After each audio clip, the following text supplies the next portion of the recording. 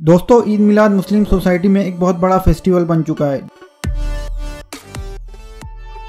जो दुनिया के कई देशों में मनाया जाता है, जैसे इजिप्ट, तुर्की, पाकिस्तान, मलेशिया और इंडिया में भी बहुत धूमधाम से मनाया जाता है। लेकिन कई मुस्लिम देश ऐसे हैं जहां इसे सेलिब्रेट नहीं किया जाता, ना ही इसकी ऑफिशियल हॉलीडे होती है, जैसे सऊदी अरेबिया, कतर।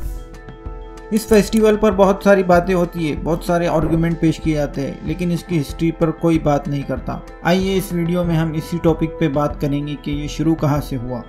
मीलाद, असल में ये वर्ड अरबिक लैंग्वेज का है जिसका मतलब है विलादत, पैदाइश या जन्म।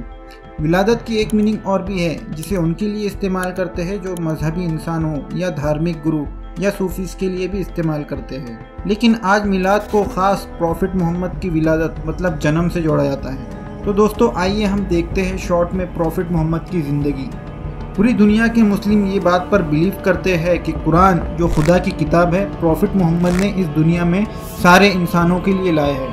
प्रॉफिट मोहम्मद ने इंसानों को वो रास्ता दिखाया जो खुदा की तरफ ले जाता है, जैसे अच्छा फैमिली सिस्टम बताया, अच्छा बिजनेस का तरीका बताया, काले गोरे अमीर गरीब के फ़र्क को ख़त्म किया, रिश्वत का लेन देन बंद किया, शराब को बंद किया, इथिकल वैल्यूज़ बताए और एक अच्छे रूलर का मॉडल भी बताया।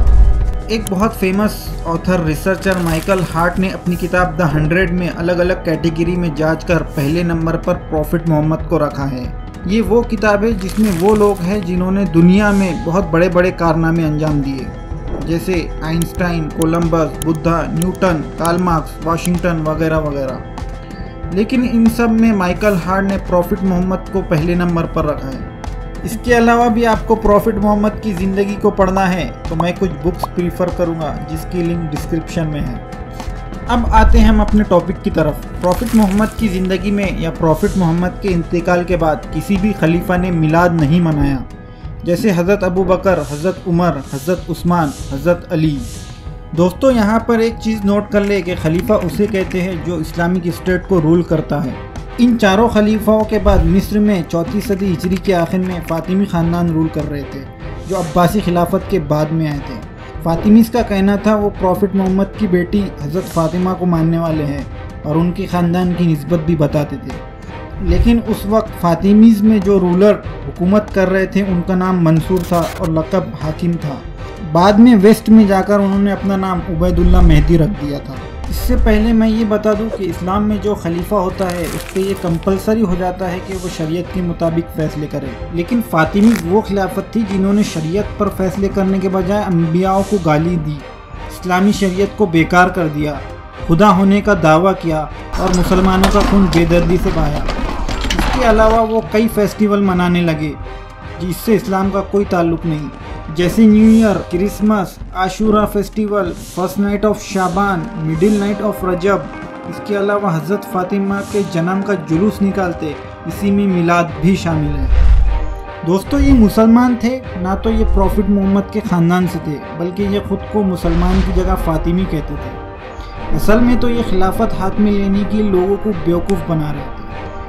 ये शख्स जो खुद को अब्दुल्ला मेहदी कहता है और प्रॉफिट मोहम्मद के ख़ानदान से होने का झूठा दावा करता है, ये सारी मनगढ़ंत हरकतें देखकर वहाँ के उलमा एक जगह जमा होते हैं। सबकी एक कागज़ पर साइन ली जाती है और फ़ातिमीज़ रूलर के ख़िलाफ़ फतवा दिया जाता है।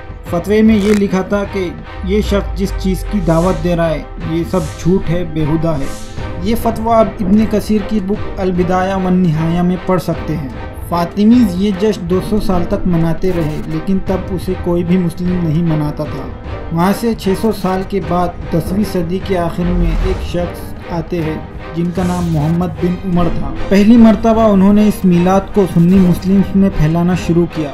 उस वक्त एक बादशाह था जिसका नाम मुज़फ़्फ़रुद्दीन कौकबूरी था। उन्होंने मिलाद को सपोर्ट किया और फाइनेंशियली प्रमोट भी करने लगे, ओपनली इस मिलाद को मनाने भी लगे। फिर एक शख्स खड़े होते हैं और मिलाद को प्रूफ करने के लिए एविडेंस जमा करते हैं, जिनका नाम उमर बिन दहाया था।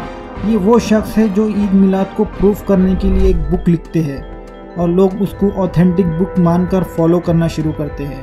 उसके बाद 10वीं सदी के आखिर से ये मिलाद पूरे दुनिया में फैल जाता है और उसको लोग मनाने लगते हैं। दोस्तों, इस्लाम में एक टर्म यूज़ की जाती है जिसे बिदअत कहते हैं। इसका मतलब ये होता है कि अपनी तरफ से इस्लाम में किसी चीज़ को ऐड करना। मतलब मैं किसी चीज़ को अपने रिलीजन में ऐड करूं जो पहले कभी नहीं थी और उस पर बिलीव करूं।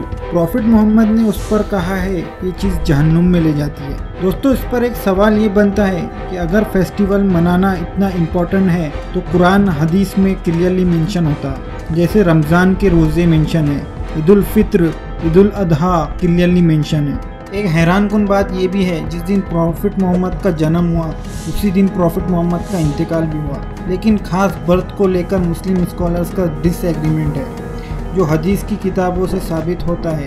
कोई कहता है 12 रबीउल अव्वल को जन्म हुआ, कोई कहता है 9 रबीउल अव्वल को हुआ, लेकिन इंतकाल के दिन पर सभी स्कॉलर्स एग्री करते हैं।